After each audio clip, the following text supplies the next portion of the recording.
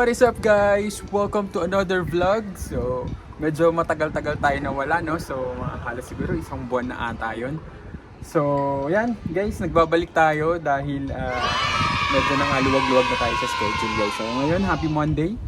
Lunes ngayon dito sa Quebec, Canada. So, rest day natin. So, dahil wala tayong magawa, so medyo itutour ko kayo ulit dito sa area. Dahil nga guys, ngayon ay autumn na or fall ang lagas na guys. So napakaganda ng weather ngayon. So kung maganda yung winter and spring guys, ito yung pinaka magandang weather for me, and parang sa lahat naman ata kasi hindi ganun kalamig, hindi harsh yung lamig, kumbaga sakto lang, tapos hindi maulan, tapos hindi masyadong mainit, hindi masyadong maaraw. So yan guys, so kung mapapansin nyo, ngayon lalabas tayo guys. So maglalakad-lakad tayo, so magtitingin tayo ng mga puno dyan na nag-turn na into yellow and red. So papakita ko sa inyo kung ano na itsura ng Canada ngayon guys.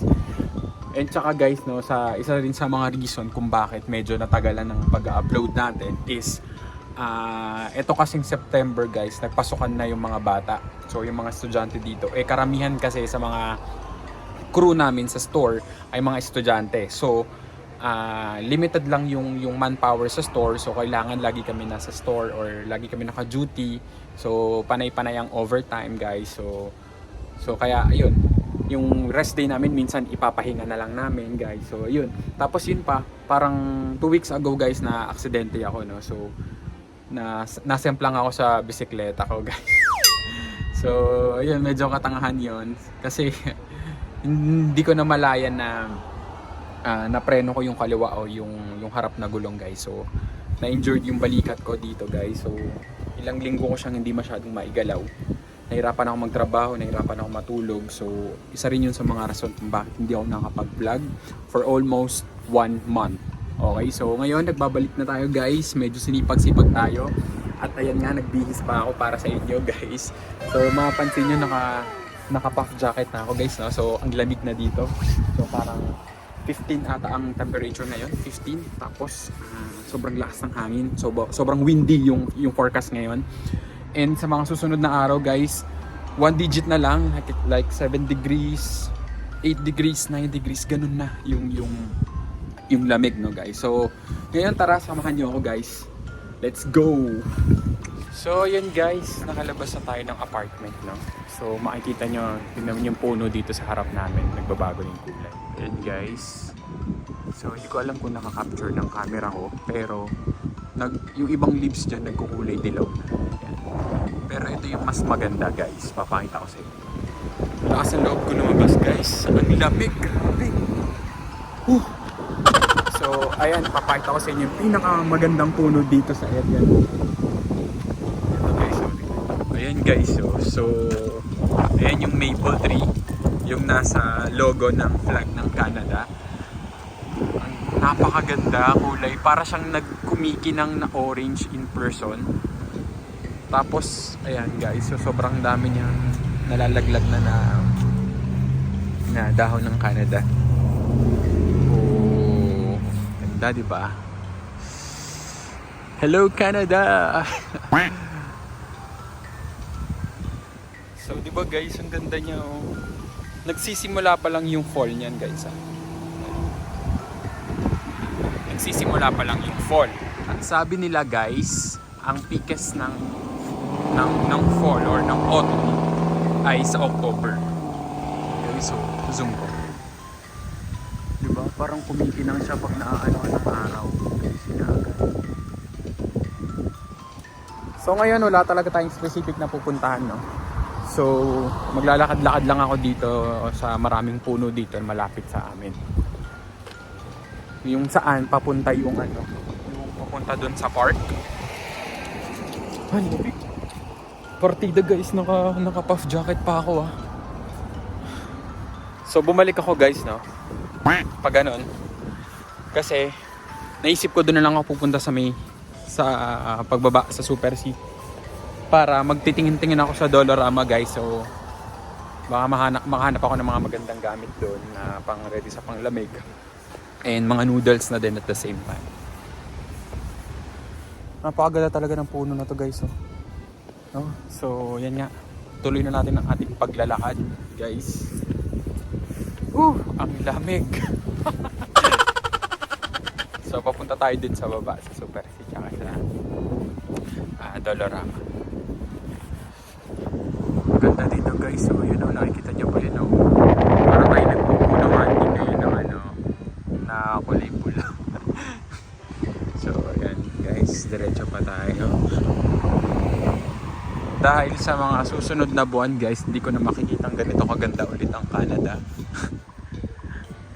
Dahil puro puno na naman na Christmas tree na lang ang makikita ko dahil lahat ay wala nang dahon dahil winter na.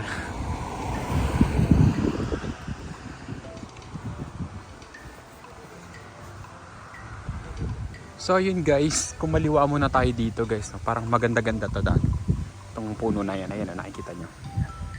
Gusto ko lang tignan. Dati nung bago kami ni Christian dating dito kami naglalakad-lakad nung kasagsagan ng winter. Kasi ang ganda dito, parang nasa winter wonderland ka. Yun o. Pula na siya o. Ayun ito o, yun guys o. Ganda o. Itong daan na to actually, sa kabila lang namin to. Tapos kapag dumaretso ka dito, yan. Labas niyan doon na sa amin guys. Doon yan sa amin. Ito, parang ang ganda ng puno. Baka pwede akong picture dito mag-isa.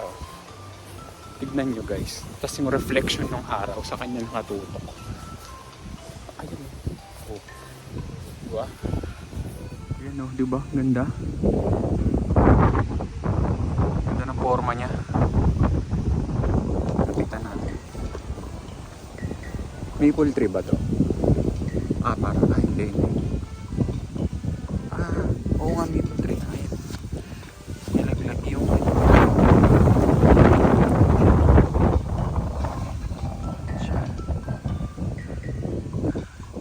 so yun lang. Balik na ulit tayo sa Super C pababa. Malalaman mo guys na malamig na talaga kapag yung kamay mo ay naninigas na. Sobrang lamig. So yan, nakatago lang sa jacket yung yung kamay ko kasi talagang na siya, chilling na, freezing. Pero 15 lang naman. Usually kasi pag mga double digit hindi po masyadong malamig sa akin. Wow, wala akong dyan talaga. Sobrang na-excite ako sa kasagsagan ng kasagsagan ba yung term? Basta yung peak ng autumn or ng fall. Pupunta kami sa mga forest or sa mga park na pinuntahan namin before para makita namin kung ano yung itsura ng mga forest na sobrang daming iba-ibang kulay na, di ba? So, ayan, tawid na tayo. Ito naman nagkukulay dilaw siya, guys. Ayan o. Itong puno na to. Nagkukulay dilaw naman siya. Guys, nagulat ako dito. Ang ganda o. Oh. Kulay pula na siya. Mga nalalaglag na dahon. Punta tayo dito sa kabilang angulo. Yun o. Ganda nito o. Pero marami pa rin green guys, syempre. Kasi nagsisimula pa lang noon. Yung fall talaga. So nakakarinig ako ng kalembang doon sa simbahan. Try ko nga puntahan. Parang may misa guys eh. Kasi guys, hindi ko alam kung ano yung schedule ng misa dyan. Kasi hindi tulad sa atin sa Pilipinas, 'di ba? Every Sunday, matik may misa. Dito hindi eh, parang hindi ko alam kung once or twice a week lang ata siya. Depende pa sa simbahan. Ito wala na siya talagang puno. Nalagas na siya guys. Nalagas na siya. Tapos yung katabi niya kulay na dilaw na. Palagas na din siya. Ganda ng sunset oh. Palubog na kasi yung araw guys kasi maaga nang didilim ngayon. Parang yung normal na 7 PM pa lang madilim na, 'di ba? Before parang 9:30 na ng gabi maliwanag pa rin. So ngayon bumabalik na unti-unti na kasi nga pa winter na. Pag dumating na naman yung December guys, alas 4, madilim na. Diyos ko, ayun na yung nakakalungkot na part sa Canada kasi napakaigsi na lang ng araw. Mahaba na yung gabi. So, nandito na tayo guys. Nakatawid na tayo. Malapit na tayo sa simbahan. So, dito kasi kaya napili ko din pumunta or maglakad-lakad. Kasi maganda yung mga ano dito. Yung mga tanawin. Tapos may mga paganyan na sila ngayon. Dati wala yan. So yun guys, malapit na tayo. Nangangatog na yung aking ano. Tuhod, lamig.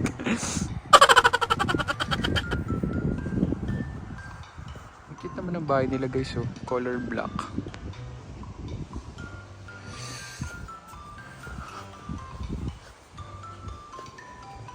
Epicerie St. Romuald.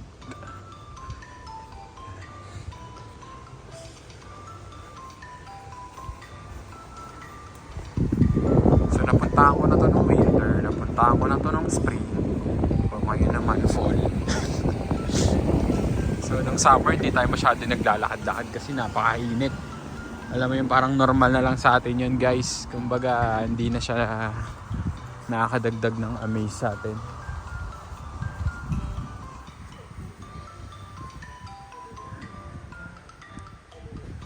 Ganda talaga ng church na to, no? So yun guys, umupo muna ako dito sa may bench. Dito sa labas ng simbahan, no? So, wala lang. Ang sarap-sarap lang mag-ano dito, mag-moment lang. Ayun, walang katao-tao. Tapos ang ganda ng tanawin. Diba? So, ayun, sa kabilang side ko. Sa likod. Ito, diba? Ang ganda lang ng tanawin. Para ka lang nagmumuni-muni ba? Gano'n. Ganda ng puno guys, oh. Kulay pula na siya, oh. Ayun, ang ganda na ng pa-sunset. So time check 6:23 na guys, no? Nandito ako sa may harapan ng simbahan. So nagsa-sunset na, yun na nakikita ko na. Pakaganda. So maya-maya lang din na natin may enjoy yung view kasi medyo madilim na. So hindi natin makikita kung maganda na yung mga puno. Pero so far nag-enjoy naman ako sa me time ko ngayon, no? Sa paglalakad-lakad ko, no?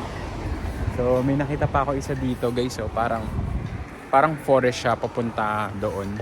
So gusto ko rin sanang lakarin kaso baka abutan ako ng dilim doon sa loob. At di pa ako makalabas. Pero bigyan natin ng isang mabilis lang. Pero kasi ang ganda kasi ng view ng sunset here. So yan. Ito yung sinasabi ko guys, oh. Parang ang ganda sa loob, oh. Parang pinasok mo ito, parang sarap maglakad-lakad. Ayun guys yung sunset, oh. Pakaganda, oh. Pero yun nga, hindi na tayo papasok doon kasi baka madilim na. So babalik na ako doon. So magtitingin-tingin na ako doon sa Dolorama guys. Sarap pa sanang pumunta doon kasi nakapunta na ako doon kasi doon yung dagat, yung St. Flores River. At may park doon na maganda rin tumambay kaso yun nga magdidilim na. And mag-isa lang tayo, mahirap na. Although safe naman dito sa Quebec. Lalo na dito sa Lévis, isa to sa mga pinaka-safe na city dito sa Canada. Kaya ang sarap talaga magstay dito sa Lévis. It's just medyo yung language barrier lang na kailangan mong matutong mag-French. So hindi siya ganun kadali, no? Tignan nyo yung sunset guys. Tapos ito guys, pabalik ako. Ang ganda naman ng moon. Tignan nyo naman. Diba? So yun guys, nandito na ako sa Dolorama na. Grabe, nilalamig na ako. So, dahil mag-Halloween na guys, so puro Halloween na yung tinda nila dito. Pero pumunta talaga ako dito kasi gusto kong tumingin ng tripod kasi sabi ni Mel nakaraan may tripod daw dito. Scary. So yun nga pala, sabi nila sa October 31 or sa Halloween, so mag-ready daw kami at maraming kakatok na bata sa pintuan. Ito naman yung mga fall accessories na fall. Napakalakas ng hangin guys, so lumabas na ako. Bumili lang ako ng noodles.